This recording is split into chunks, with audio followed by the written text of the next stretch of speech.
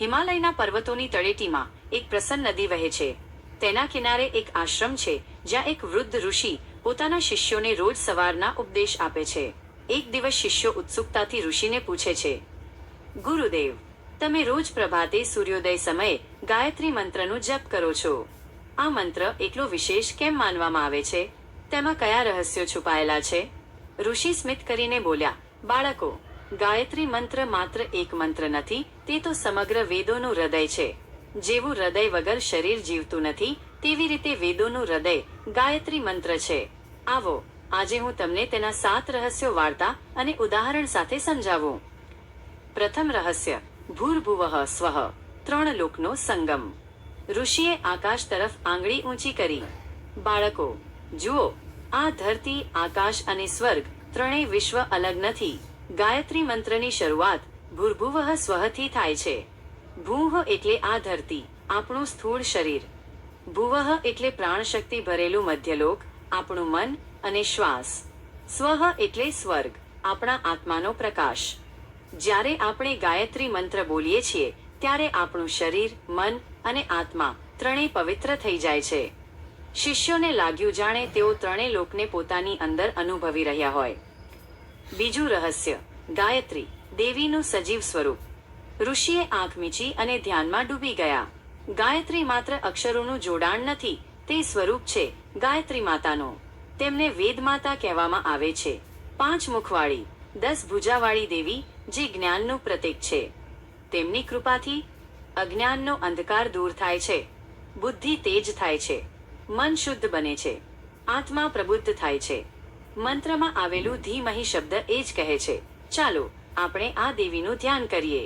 શિષ્યોએ આંખ મીચી અને પોતાની અંદર જ્ઞાનનો પ્રકાશ અનુભવ્યો. ત્રીજું રહસ્ય, તત્સવિતુર્વરેણ્યમ, પર બ્રહ્મનું દર્શન. ઋષિએ સૂર્યોદય તરફ જોયું. બાળકો, આ શબ્દોમાં ગહન રહસ્ય છે. તત એટલે તે પરમાત્મા, સવિતુહ એટલે સવિતા, પ્રકાશ આપનાર, સૂર્ય. વરેણ્યમ એટલે શ્રેષ્ઠ. આનો અર્થ એ થાય છે કે જે પ્રકાશ આખી સૃષ્ટિમાં ફેલાયેલો છે તે માત્ર બહાર નથી, આપણા અંદર પણ છે. ગાયત્રી મંત્ર આપણને યાદ અપાવે છે કે પરમાત્મા દૂર નથી, આપણા હૃદયમાં જ છે. જેમ દેવતામાં રહેલી જ્યોત આખા ઓરડાને પ્રકાશિત કરે છે, તેમ પરમાત્માનું તેજ આપણા આત્માને પ્રકાશિત કરે છે. ચોથું રહસ્ય, ભર્ગો દેવસ્ય ધીમહિ, આત્મશુદ્ધિનો માર્ગ. ઋષિએ પાણીથી ભરેલું કુંડાળું હાથમાં લીધું. માનો કે આ પાણી મેલા થયું છે. તેને શુદ્ધ કરવા માટે આપણે તેને ઉકાળવું પડે છે.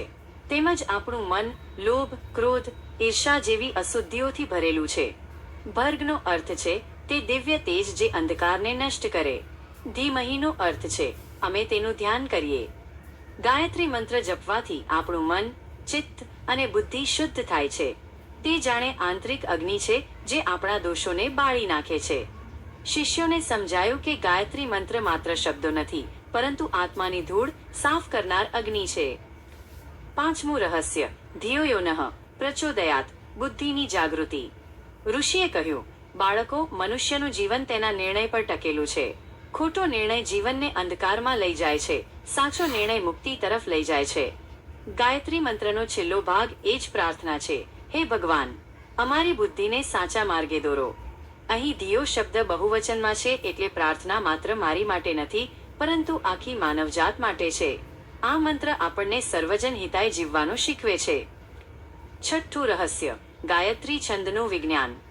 ઋષિએ શિષ્યોને એક સૂત્ર સમજાવ્યું. આ મંત્ર ગાયત્રી છંદમાં છે. 24 અક્ષર, 3 પંક્તિ, દરેક પંક્તિમાં 8 અક્ષર. આ છંદનું ઉચ્ચારણ જ્યારે સાચી પદ્ધતિથી થાય છે ત્યારે તે ધ્વનિ તરંગો આપણા મસ્તિષ્કને સજીવ કરે છે. વૈજ્ઞાનિકો પણ કહે છે કે આ મંત્રના સ્વરથી ન્યુરોન્સ સક્રિય થાય છે, મન શાંત બને છે, ચિંતા દૂર થાય છે. આટલા માટે જ તેને ધ્વનિ ઉપચાર કહેવાય છે. શિષ્યોને અદ્ભુત લાગ્યું કે જે મંત્ર હજારો વર્ષ જૂનો છે તેની સાચી અસર આજના વિજ્ઞાનથી પણ સાબિત થઈ રહી છે. સાતમું રહસ્ય, બ્રહ્મજ્ઞાનનું ફળ. ઋષિ અંતે બોલ્યા, બાળકો, જો કોઈ ગાયત્રી મંત્રનો નિયમિત જપ કરે તો તેને બ્રહ્મ જ્ઞાન મળે છે.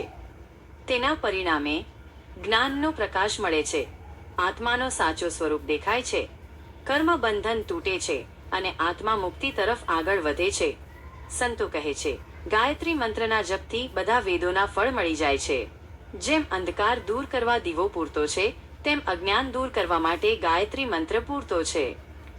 ગાયત્રી મંત્રની મહિમા. વૈજ્ઞાનિક દ્રષ્ટિ. ઋષિએ કહ્યું, આધુનિક વૈજ્ઞાનિકોએ પણ સાબિત કર્યું છે કે ગાયત્રી જપથી મગજમાં બીટા વેવ સક્રિય થાય છે, જેના કારણે એકાગ્રતા વધે છે અને માનસિક શાંતિ મળે છે.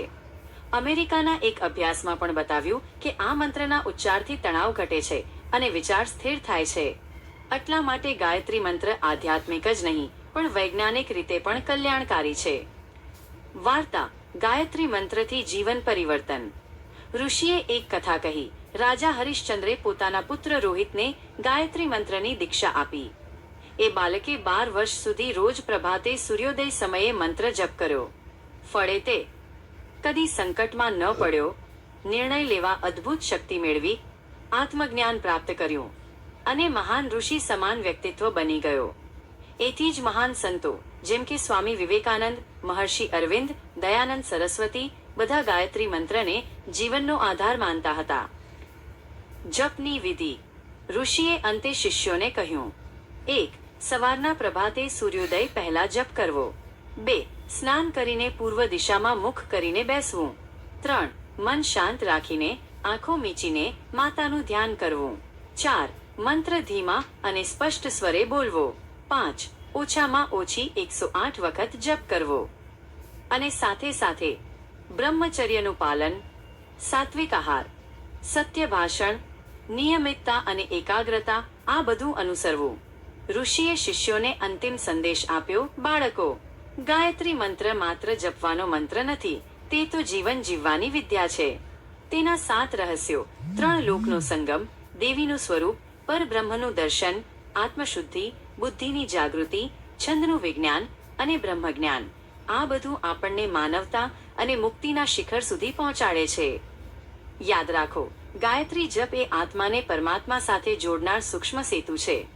શિષ્યોના હૃદય આનંદથી ભરાઈ ગયા અને સૌએ મળીને એક સ્વરે મંત્ર જપ કર્યો: ઓમ ભૂર્ભુવઃ સ્વઃ તત્સવિતુર્વરેણ્યમ ભર્ગો દેવસ્ય ધીમહિ ધિયો યો નઃ પ્રચોદયાત.